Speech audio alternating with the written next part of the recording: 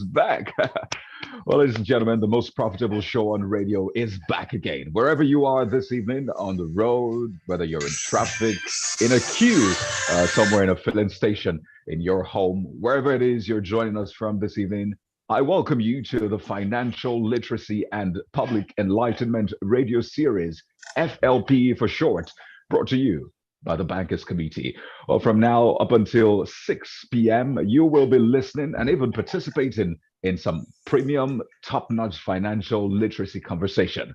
Well, you know how they say information is power. Well, this kind of information we're about to take you through will give you financial power. How?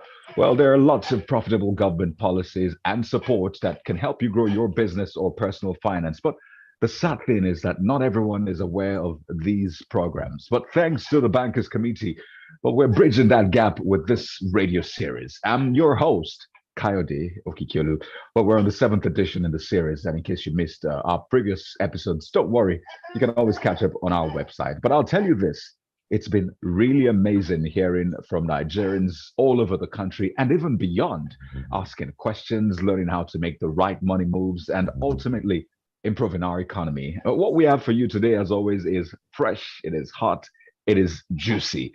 Have you ever heard of the RT200 FX policy of the Central Bank of Nigeria? I repeat this. It's the RT200 FX policy of the CBN. Does it sound familiar to you?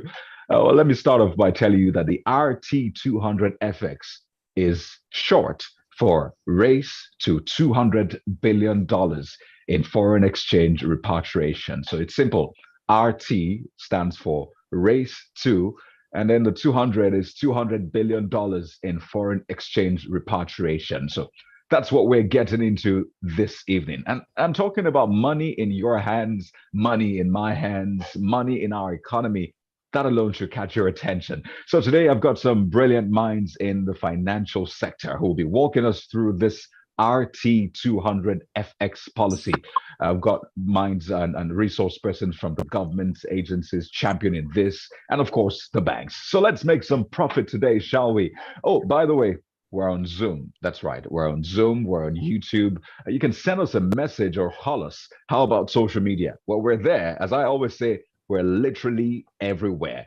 The number to send us a message through, just to start off with, is 0909 861 5403. I repeat, if you want to send us a message, question, comments, whatever it is, we're open.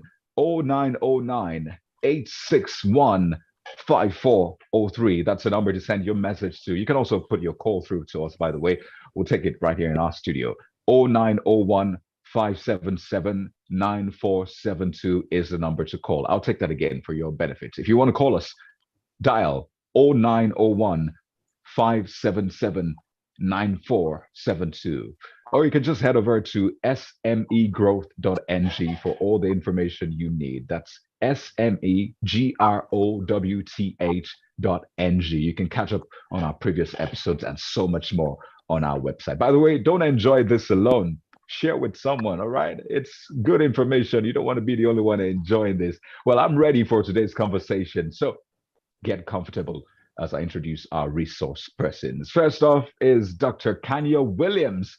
Well, he's becoming a regular voice on the program. He's the Deputy Director, Trade and Exchange Department at the Central Bank of Nigeria. Dr. Williams, you're welcome to the program. Thank you very much, Kayode. Thank you for having me here in Nigeria. It's great to have you, Dr. Williams. We also have Mr. Ndubueze Okeke, who is the Deputy Director, Communications, Nigeria Export Promotion Council. Joins us from our Abuja studio. Mr. Okeke, great to have you on the program. It's a pleasure to be here. Thank you very much. You're welcome. Well, we also have 3 other resource persons. Yes, it's a full house today. Next is Dr. Oba Anichebe, who is Group Head Corporate Banking at Polaris Bank. Dr. Anichebe, good to have you as well. Thank you so much. Nice being here today. Absolutely. As well as Mr. Chukwuneye Okonkwo, who's Chief Dealer, Treasury at Keystone Bank. Mr. Okonkwo, you're welcome. Good evening, Kayode. Thank you for having me, and good evening, everyone. Good evening. And last but not least, Mr. Isaiah Ndukwe. He's the head export and Greek at Fidelity Bank PLC. Mr. Ndukwe, you're welcome as well. Yeah, thank you very much, Kayode, for having me. I'm happy to be here. Absolutely. I'm happy to have you, and I'm sure Nigerians are looking forward to this conversation. So let's get started. This RT200 FX, it sounds like some game, it sounds like a model of a new vehicle. It just sounds very futuristic. So I'll start with you, Dr. Williams. What exactly is this RT200 FX policy? Thank you very much, Kayode. You've touched part of it in describing the R is actually a race. That is a national clarion call for all of us, every Nigerian, to run towards bringing in an estimated amount of 200 billion between next 3 years to 5 years. That's the Y, the R is there, the T is there, and then you have that number. We all are participants in the foreign exchange market as consumers or suppliers of it. Almost nearly 2 decades now, we did realize that we have been managing the market from demand side. That is what can we give to so and so. Then leaving the most critical part, which is the supply side of it. And then we've tried several things, but this one becomes so unique, so encompassing. Altogether, the CBN had to do a research to now set policies, plans, and programs for non-oil exports, realizing that all our money is coming from export. So what will make us realize is potentially targeted to non-oil export that would enable the CBN and then the country at large to achieve this 200 billion, exchange repatriation. That is money that is earned abroad and brought home. That's what we call the repatriation. We need to see it in our portfolio. So this idea is born out of the need to develop new strategy. It is quite a new innovation. When we come to unbundle the ramification of it during this discussion, you're going to see a lot of new things into it. That's why I just go clearly and specific, saying the things as they are. So oil is no longer what we want. It's no longer a major component of our earning. So within this program, what makes it more unique to drive is the rebate scheme that is designed to incentivize exporters in the non-oil sector by allowing them to participate in our export I&E window. That is when they bring their money. And if you do that, for every dollar you sell, you earn but again, if you are going to sell it all together, all the money into that, you not a huge chunk of money. When we did that, we now realize that for this to work, to make it more unique and different with any, it was anchored on 7 and 5, cardinal points. You have the value addition facility, you have the non-export commodity expansion, you have the non-oil which is driving dedicated oil terminals, because we understood that infrastructures are going to be, a huge problem out of it. So it's a new idea, and that's why the call for this, enlightenment is very, very important. Asking question of it, the race to 200,000 billion into Nigeria, keeping oil aside, putting our eyes out of oil. With that amount of money in the Nigerian economy, you can understand what the exchange rate is. It was not the wrong target when this present government said we can bring $1 to only 5 naira. 5 naira can fetch $5. It's not impossible. That's why we're bringing things to see where we get into that, and we are on traction, Kayode. Fantastic point there. So, race to $200 billion in foreign exchange repatriation, RT200 FX. That's money in your hands, money in my hands, money in the economy. Dr. Williams, I couldn't help but notice the part where you said that, this is essentially meant to help to boost the supply side through non-oil export. And my mind immediately went to Mr. Okeke, who is with Nigeria Export Promotion Council. So let me welcome you, Mr. Okeke, once again into the conversation. And let's stretch this further. It is really ambitious. $200 billion. That is mind-blowing, but it is achievable. That's the point. But walk us through how, at least an overview of how we plan to achieve this, especially because it has to do with non-oil exports.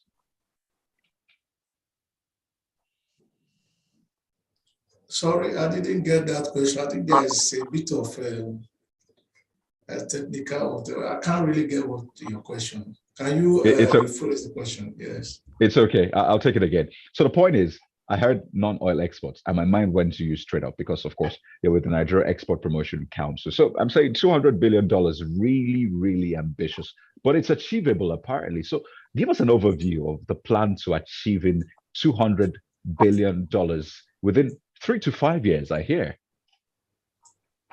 Well, most times you have good ideas, and if it's on paper, you look at it, it's very, very wonderful, and you look at it and say, okay, maybe yes, this is the right way to go.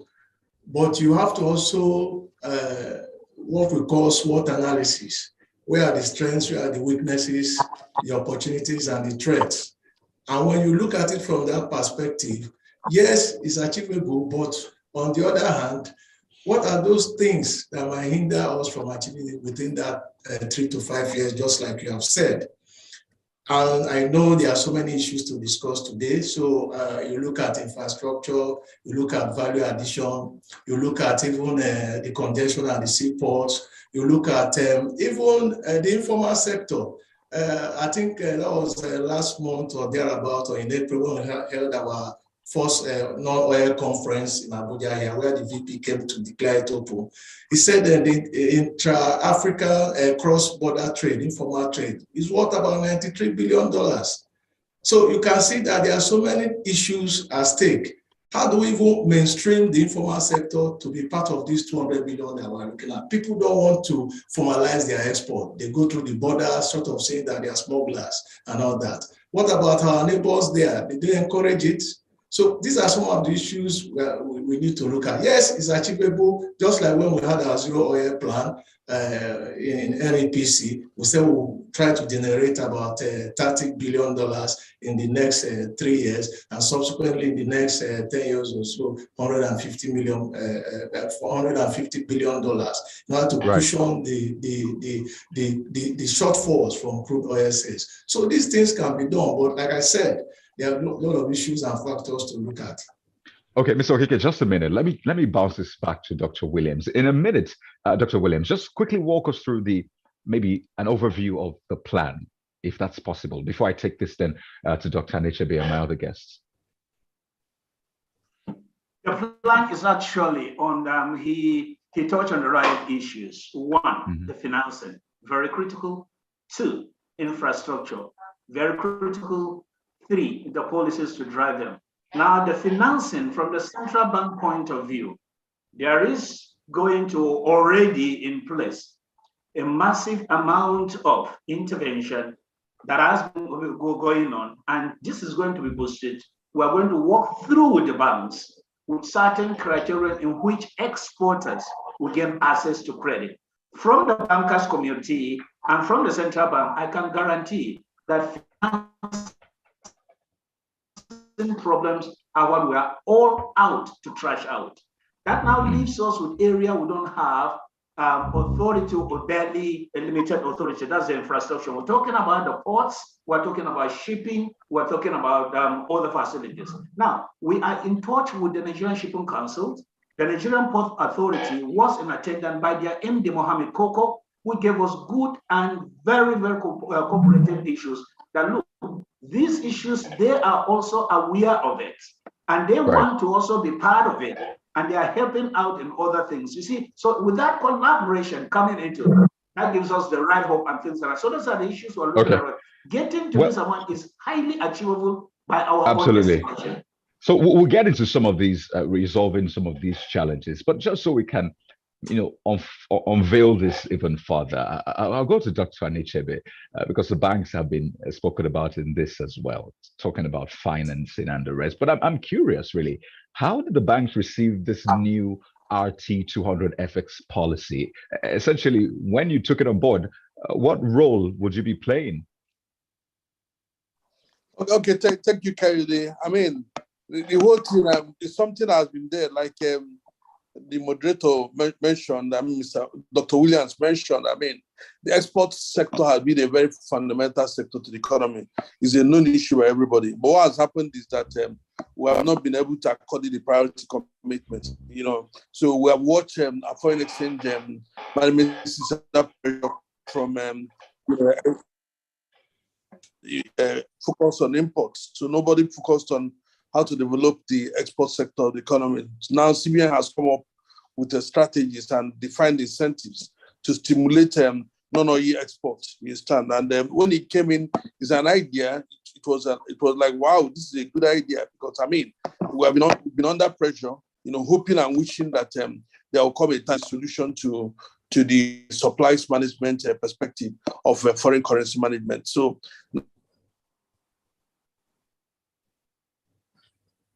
Oh dear.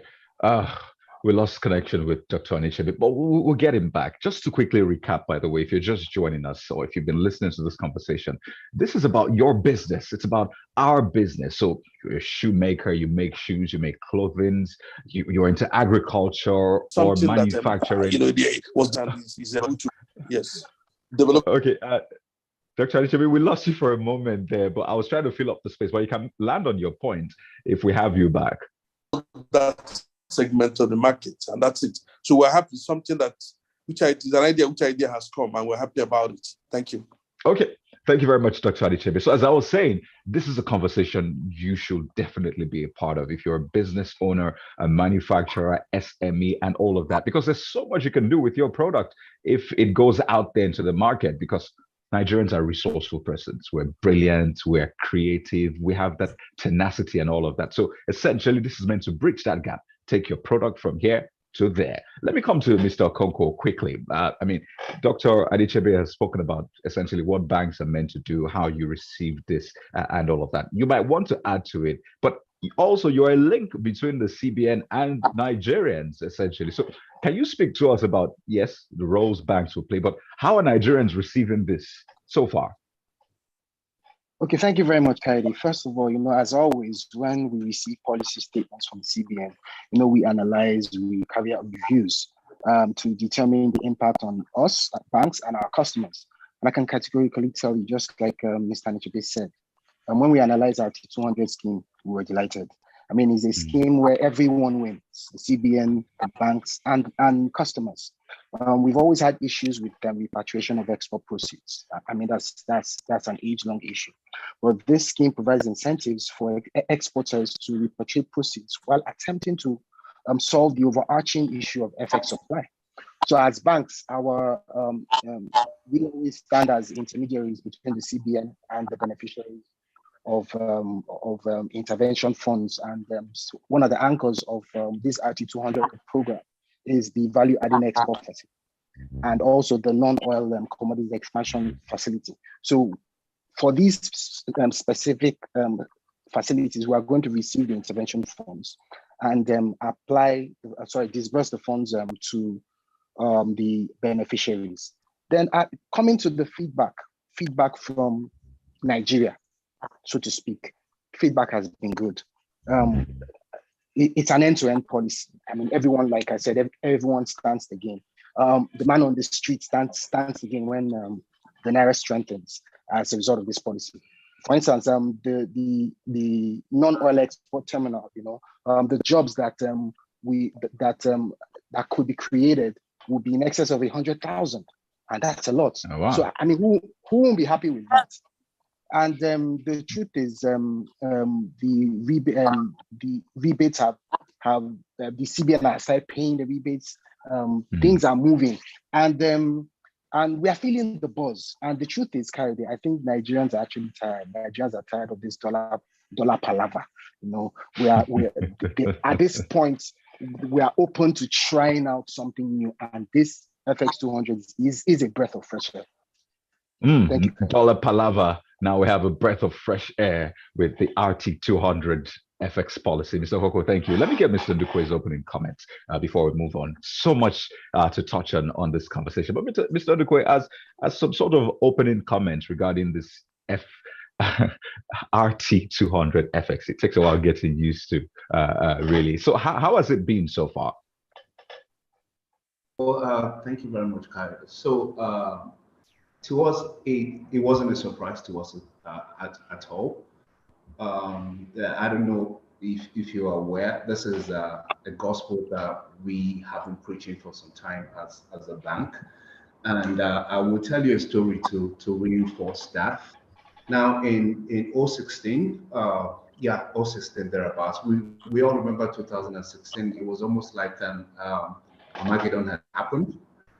We had just gone into a recession, and crude oil prices were trading at sub $30 or so, and there was dollar scarcity. There was dollar paucity. Yeah, you just couldn't get dollars to do anything. And so what we decided to do by the step of our management was to sort of like set up an export desk, just to scope the opportunities in this space and to also leverage that to support what we do on the import side of the business. As you know, importation is still the bread and butter of banks business. Right. Now I was at a summit somewhere in the southeast, and the target audience were primarily mostly importers, and I was trying to convince them to pivot, or to move their businesses to the export space, to the non-oil export space, to enable them begin to generate alternative sources of FX for their business. And during that engagement, I ran some analysis for them. Now, given the exchange rate situations then, if you saved $1 buying FX, you would have dropped your cost by 0.23%. And if you saved £4, your cost would have come down by 1%. And if you now saved £20, your cost would have come down by 5%, which was very significant then. Today, to get this kind of saving, to drop your cost by 5%, you need to be saving over close to 40 naira. So that is just to show you how critical the situation is today. So I am so excited. I don't know if there's anyone that's excited as I am about the RT 200. And I tell you why, because this is a gospel that I've been preaching, and with the race to 200 FX policy, it means there's no sitting on the fence anymore, because it has implications for businesses. Right. It presents opportunities, but it also presents risk as well.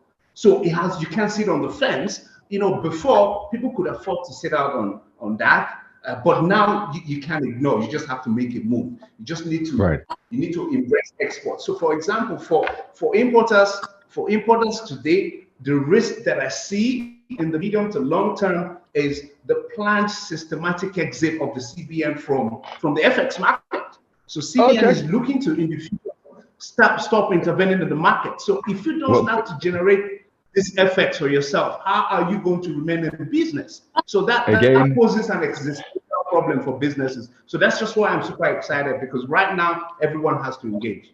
Thank you very much.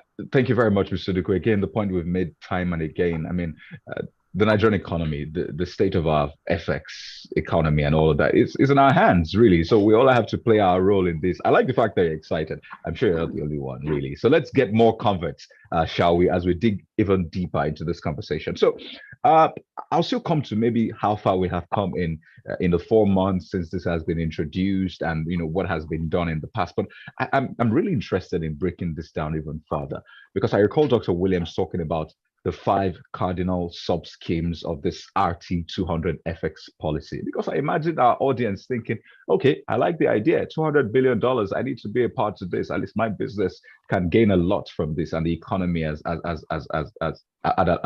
larger scale. So 5 cardinal sub-schemes. Let's start off again with Mr. Ndukwe. The value adding export facility is 1. Non-oil commodity expansion facility is 2nd. The non-oil FX rebate scheme is a 3rd sub-scheme. The dedicated non-oil export terminal is a 4th. And of course, the biannual non-oil export summit. Big words, but let's break it down. Mr. Ndukwe, the first 2, the value adding export facility and the non-oil commodity expansion facility. What does that mean, and how can I be a part of it? Thank you very much, Kyle. So just like you said, the policy has 2 credit financing levers. One is the value-adding export facility, and then the other is the non-oil commodity expansion facility. So essentially, these are single-digit interest rate and long tenor financing windows to help exporters scale their capacities in these spaces. But why is this important? Now I will start by telling you a very horror story. Now, if you were in the US today and say you walked into a Walmart and you spent $1 on roasted cashew kernels, where the RCN that went into producing that came from Nigeria, where the raw cashew kernels that went into producing the snack came from Nigeria, and you spent $1 on this. Do you know what makes it back to Nigeria? Less How than much? 30 cents. Less than 30 cents. So you spend $1 at Walmart on this thing where the raw material came from Nigeria. What makes it back to Nigeria is less than 30 cents. So you ask yourself, where's the balance of 70 cents? Where's the balance? Adding values to the economies of Vietnam, India, and the United States, creating employment opportunities in these markets, and contributing to tax revenues.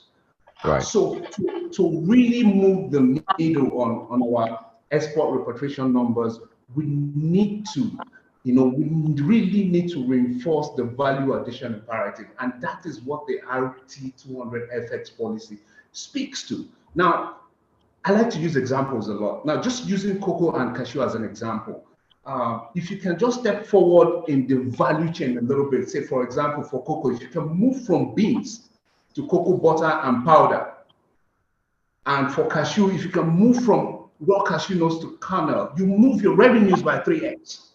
So essentially, the point here, Mr. Ndukwe, is that there are facilities available for value addition.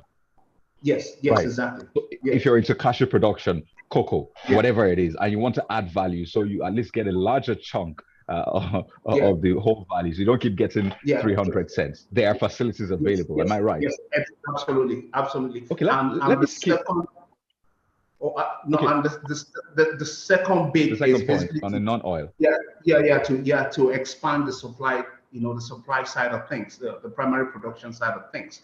Because with all these new monies coming to the market to expand processing facility, what it's just going to do is just going to drive up the value of commodities. So we need to be able to produce more on that side as well. Thank you. Thank you very much, Mr. Ndukwe. Let's speed things up. We're due for a break in 3 minutes, but I'd like to take this to Mr. Koko of Keystone Bank. So he's spoken about the value addition and non-oil commodity expansion facility, but there's also the non-oil FX rebate scheme. I mean, I want you to break this down to the simplest of terms. I know you guys are really brilliant. It's what you do on a daily basis, but please help us. So, Mr. Koko, break it down for us. The non-oil FX rebate scheme and the dedicated non-oil export terminal. What is this about? Okay, thank you, Kade. This particular anchor is quite juicy, and by the time I continue, you would understand why. The scheme is targeted at exporters who repatriate their proceeds and sell the same in the investors and exporters window. That's one of the windows we have for foreign exchange in Nigeria. Now, the CBN would pay 65 naira per dollar as rebates to qualifying exporters, as long as their claims are verified. Now, this should help resolve the long-standing challenge of non-repatriation of export proceeds by some exporters. Okay. Now, the CBN would also pay 35 naira per dollar as rebates for own use of export proceeds. Now, by own use, we mean utilization of proceeds. For instance, if Okonkwo and Sons, I always like using that example. Okonkwo and Sons receives export proceeds, and Okonkwo and Sons needs to make payments in foreign currency for another trade-related transaction. The CBN would also pay Okonkwo and Sons 35 naira per dollar for that particular transaction. And these incentives are designed to be paid quarterly. And also the beneficiaries, or the eligible beneficiaries, are only exporters of finished and semi-finished products. Of course, like I said before, these are exporters that would have sold their funds in the I&E window. And of course, when you talk about exports, you would only think it's of goods that you can see. But actually, export of goods and services in the IT and creative businesses also qualify.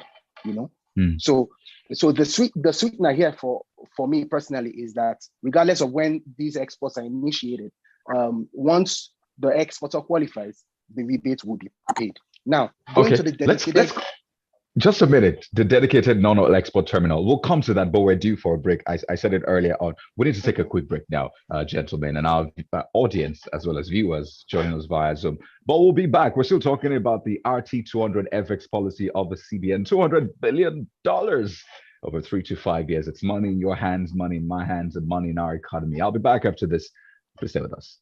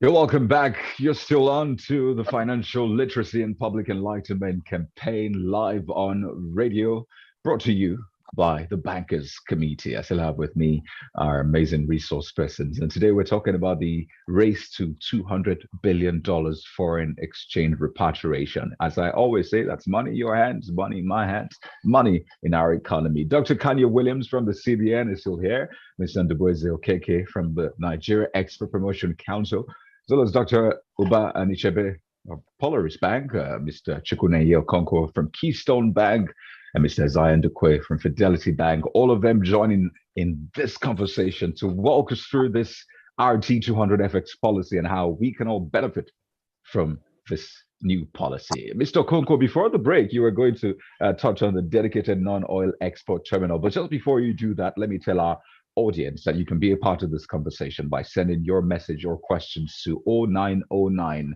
861 5403. I repeat, 0909 861 5403 is the number to send your message to. By the way, we'll be getting lots of questions on our online platforms. I can see the comments and questions on Zoom. We'll get to take them. You can also send us a call. Let me just say you can also call us actually on 0901 577 9472. Again, 0901 577 9472 is the number to call. So, Mr. Konko, you can make that point now on the dedicated non-oil export terminal before I come to Mr. Okeke. Please go ahead. Thank you very much, Kyrie. So the dedicated non-export terminal, the CBN, the Bankers Committee will partner with state governments to set up dedicated export terminals. Now, these terminals would be top-notch, world-class. So the expectation, I think I mentioned it before, that we're going to see a lot of jobs created, by these terminals, and it's going to boost activities in the non-oil export space. So port congestion, it's a real thing, and it's a direct consequence of not anticipating increases in import or export activities. So what the CBN is trying to do here is to be proactive. So what we expect that would happen is that there will be a lot of export activity. So ensuring that we have dedicated terminals that are set up to cater for this increase will result that all the other anchors of RT200 program are a success. So the CBN with this it's like I said, it's end to end. It's as if the CBN thought about everything with RT200. I mean, it's pretty amazing. Interesting, pretty amazing, you say. Let me come to Mr. Okeke. I mean, so we've talked about 4 of the 5 the cardinal sub themes, and I'd like you to maybe tie all of them up, because I know that as the Nigeria Export Promotion Council, this is your area. This is an area you're interested in. So these 4 cardinal sub themes, from the value addition to the commodity expansion facility, the rebate scheme, and the dedicated non-oil export terminal. Is there a way you can tie it all up for us before we get to the 5th one, Mr. Okeke? Thank you for that. There's nothing new. That has always been what we have been saying for years. And if I will cast your mind back, the NAPC was established by the former president, Olusegun Obasanjo, and the idea was that he foresee a situation where crude oil will no longer be what it used to be in terms of foreign exchange. And so he said, let's use the money we make from crude oil to establish NNPC for the purpose of promoting and diversifying our revenue base. So we have always talked about value addition, value addition, value addition. And that's why we have what we call the export, the EEG scheme. It's an incentive, export expansion grant. And if I will shock you that for about 10 years now, there have been a lot of backlogs. So that I'm saying all these things are not new. So what I would say is that there is need for us to ramp up production in terms of what the CBN man said about cashew and cocoa. It has always been there. Some of those trees are old, so you need to plant new hybrid ones that will germinate between 3, 4, 5 years. But that's not where the issue is. How do you now add value to it in terms of the powder, in terms of the butter and all that? It will shock you that Brazil was able to do that because they had what we call feed the school children by allowing them drink this cocoa. And so at a point, the UK people, the Switzerland people and all that buy this cocoa from Brazil could not buy it anymore. So they had no choice to come and set up plants in Brazil. So if we can attract such FDI in those sectors, it makes it very easy. But there are other areas we can generate this money. Petrochemical, for instance, it is crude oil, but by the time you convert to petrochemical, it becomes non-oil. And in Iran, what is the population of Iran? About 50 million or so. Iran has about 27 petrochemical plants, to the point that even when there was sanction on crude oil, they were still making so much money. So that is the issue. Until we move from consumption to production, no matter what you say about all these things, there's going to be some hitches. But I believe that it can be done. I always pray that the oil will come down to $10 per barrel. So that is when Nigerians will sit up. No, I'm serious about it, because now well, the good thing we are is still talking about oil and that. So by the time we get it right in terms of encouraging people to go back and look at where we have got it wrong. After all, in the 60s, it was the non-oil that was sustaining the economy. Why didn't we plan so much about the future to the extent that we can grow some of these in terms of adding those values to our raw commodities? We can't just be exporting cocoa and cashew. You get almost nothing out of it. The cocoa industry is worth about $100 billion, and Africa is just getting about 1% from it. It is not right.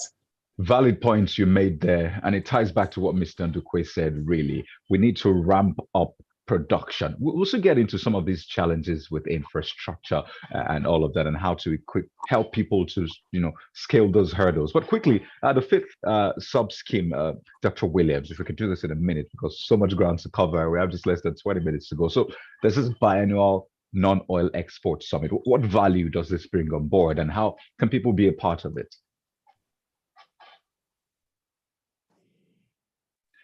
You'll need to unmute, Dr. Williams. Okay, sorry about that. The discussion, Kyle, is getting more interesting. I stand on the last speaker, the point that he mentioned. You could see the frustration in his face and his voice. We talk and we have bad luck of this thing. He has the numbers there, what we intended to do in Export Promotion Council and that. So this was the main reason. If you Nigerians were able, those that were able to witness the first inauguration on Thursday, which we did, the governor of the central bank himself shared the whole occasion. People, captains of industries were actually in there. It was the same frustration, the same points as he met it. This time around, we need to turn the wheel around and put it in. So that's why we gathered ourselves and said, right, yearly accounting will not even be right. Let's make it 6 months. In December, what we're going to do in December is to actually count out our traction. Where are we? It's no longer talk and books and archiving. It is actually roadmaps and working towards that. $200 billion must come into the coffers of Nigeria in 36 months. That's our target. So that's what the biannual non-export summit is. Every participant is key, especially the export companies.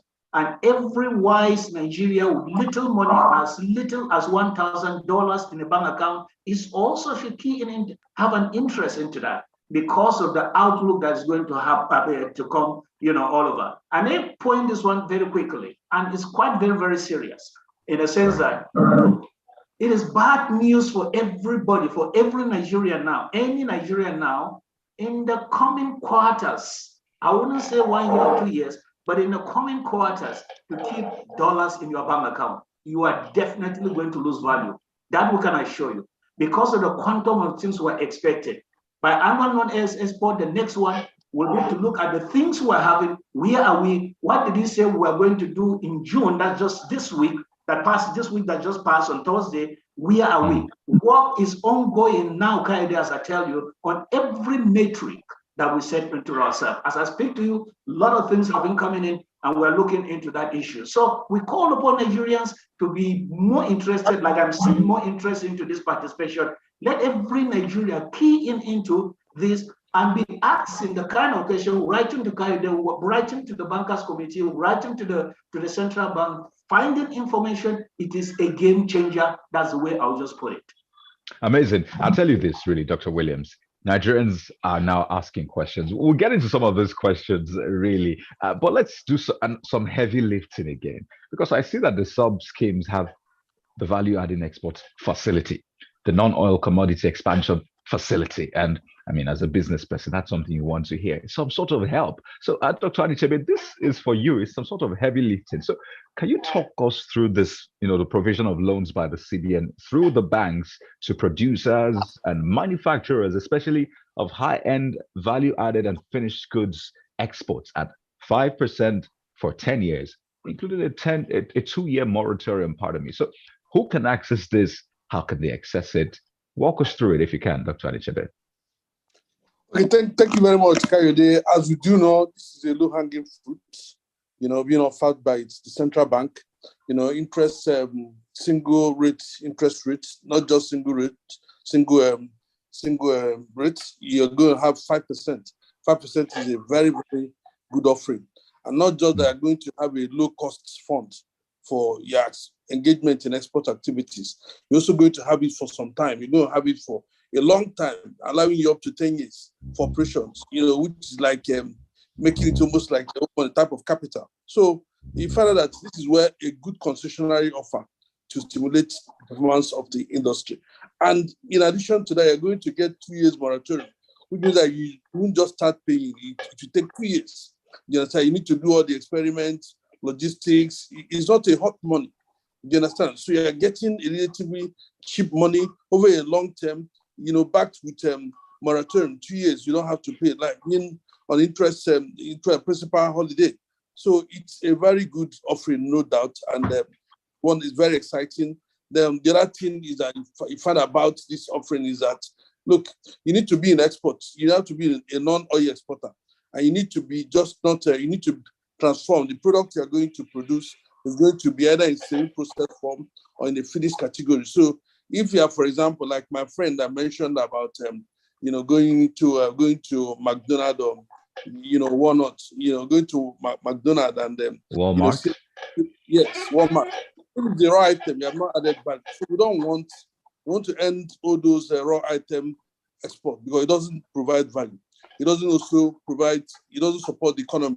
So we want to support infrastructural development, which is the foundational framework, for facilities, having processing facilities so that you can be able to transform whatever you're exporting.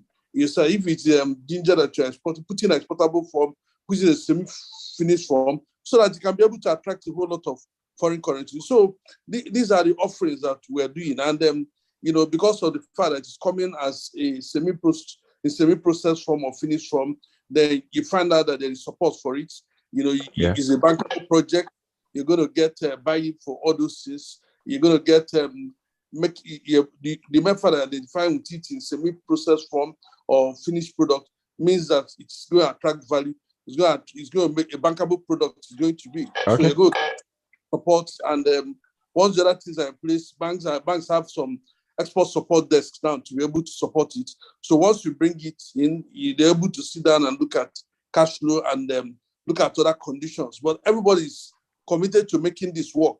Instead of the past, when you bring those products, much attention will be on why it will not work. Now is that we're trying to find solutions where it will work. Everybody's going to give it attention and make sure it works. So it is. And some banks have also defined targets for their staff to say, look, we want to see a great number of products coming from exporters. So, well, Dr. Adisebe, pardon me. Great one. I mean, you just broke that down. So essentially, it is available. If you want the facilities, approach the banks. The calls are coming in, by the way. We're going to take a call very soon. But another question was asked, and it ties to the point Dr. Adisebe was making. But just before I ask that question was put on Zoom. Let me quickly ask, just to reiterate, Dr. Williams, are there specific economic activities that this policy focuses on, or essentially it's as far as you're adding value, you are doing something that is exportable? You're welcome. Thank you very much. I would want to start rolling out my discipline. I'm a doctor of economics, and then in theory, practice, I've never seen it done this way. I connect two things. The principle that this one is attached, the meaning of economics is actually the homo economicus. That is activity of an individual, bring it to the household, to the small unit, and then aggregate it to the aggregate. That's how nations are being built. Starting this thing with an individual outlook. How we started it was connecting with the RT400, connected with the Naira for dollar. Somebody sends you $100 from abroad, you are here in Nigeria, then there is a new policy, RT2 200 billion. You use that 100 to get an exportable material that is just at your backyard, maybe ugu. Send to your brother back there, can I get market for ugu? Between these two homo economicus transaction, in microeconomic theory, you have created a great value within yourself where there is no longer a dependent, but an empire you sign, and all the money is destined to Nigeria. So it's actually the microeconomy that we are stimulating with this kind of a policy, especially, and someone spoke and clarified what this one will do to the balance sheet of every small micro businesses. And if you and I, Kayode, will bring our little money and then form an association, if your capital is not enough in terms of the 5 C's bankers like Dr. Uba and Eche normally look for, we can call together, the two can combine together and form an entity. It doesn't stop at that there. It doesn't stop anyone from there. So we come into it. So you find out all kinds of specific economic targets going into this. In no actual, kind of clarification, but just in practice, this is what we're doing. So that's the way I see it, and that's the way this thing is looking at. And I hope that's the way Nigeria will see it, that will create activities from a micro level, aggregate it up to the board. Before you know it, you are already beyond more than 200 billion, and you are counting a lot of money more than that, as other nations are doing. I like the fact that you went all the way down to Ugu. I mean, who doesn't love Ugu? And it just paints that picture. So, hey, whatever it is you're into, bring it over and let's make some FX, shall we? Thanks very much, Dr. Williams, for that point. So let's see. We have just less than 10 minutes. In fact, we have 8 minutes to round up, and I have a few questions to go over. Let me take this one. This question from Abdurrahman. This one is on Zoom. Abdurrahman Hamzat. He has a grouse, really, with banks, and I'll just say it as it is. So this is Abdurrahman Hamzat's question, saying that I'm a potential exporter of solid minerals, and he says he believes that the commercial banks and the CBN only focus on helping the big boys, as it were. They focus on exporters that are already successful and all of that. But he says for startup exporters, especially for exporters of solid minerals, how can they benefit? Is it open to them as well? This is a grouse from Abdurrahman. And let me see if I can get Mr. Konko to maybe answer this. Is that something you want to take on? I really would love to make an attempt on that. It's a very serious and practical issue. Okay, you can take that on. Let's see if we can do that in a minute. Okay, quickly, what's my friend? What you need to do, the banks there are actually truly ready to help with the CBN. You heard about the anchor borrowers. But what I see in practice, why people are defeated most of the times is that there is what they call capacity. The bank will look at capacity. But what we Nigerians should know, please, I want everybody to know this one. It's not everything you can do alone. Please mark my word. It's not everything you can do alone. Some of us want to do everything alone. Thing that may require, a synergy between your neighbor or between another person, we try to take it alone. That's why we defeat ourselves. Banks have their standard. There must be a package of a certain credit to a certain satisfaction. If I, as an individual, cannot reach the capacity of that bank, I will identify someone doing that kind of a business as well. We come together, 2 + 1 is 3. And then we make the 3, we satisfy that. That's one critical thing that is failing a lot of applicants. I'll stop here for the bankers to maybe mention others. Okay. Is that something you want to take on, Mr. Konko? Yes, I'll just piggyback off what Dr. Kaya said. The truth is, for banks, we don't have our own money, right? So we lend out money that we get from depositors, right? So you would want a situation, just like Dr. Kaya said, if you haven't built capacity on your own, right? Maybe you have your own funds that you've invested in the business and you have experience in that particular business, or you have partnered with 1 or 2 people like Dr. Kaya said, and you have and the banks can see specific or can see some traction. Banks will definitely support. But it's difficult for you to want to lend money to someone that has a beautiful idea but no experience in executing that particular idea. So that is the main challenge we see while trying to review or assess credits. So people have fantastic ideas, but literally have not done those things before. And because we have our depositors' funds to protect, we have a duty to ensure that only credits that pass all the approval, right processes would scale through. So that's and why I also noticed. Pardon me. I also noticed that even banks now help businesses these days to sort of put their acts together and be in a better position to access credit. So perhaps Abdurrahman, that's something you might also want to leverage on, because banks are even going beyond now to even help businesses. So we're winding down, we're costing them. And I'd like to dovetail into some of the challenges that Mr. Okeke mentioned earlier on. So we know these challenges: infrastructure, power. I mean, the power grid just collapsed recently again. I've lost count, honestly. The roads, access to credit, we've talked about that. But really, we have lots of challenges. But Mr. Okeke, from your view, yes, these challenges exist, but are there solutions to these challenges? Is it something surmountable? Very, very, very surmountable, if I might say. And if I take roads, for instance, I don't know why government will bite more than what they can chew. I've always said it, let's concession the roads to people who have the capacity. When you concession the roads to firms like Julius Berger, the Strabbags of this world and the rest, it will even attract foreign direct investment. You have other construction companies from other countries that want to come and participate. And put tolls on the roads and let people pay toll fees and let this Julius Berger and Co. come and manage these roads. It will surprise you that if they are going to build that road for 100 billion, if it's federal government, Julius Berger will use half of that money to build it, because there will be accountability, there will be integrity, there will be transparency in everything they are going to do.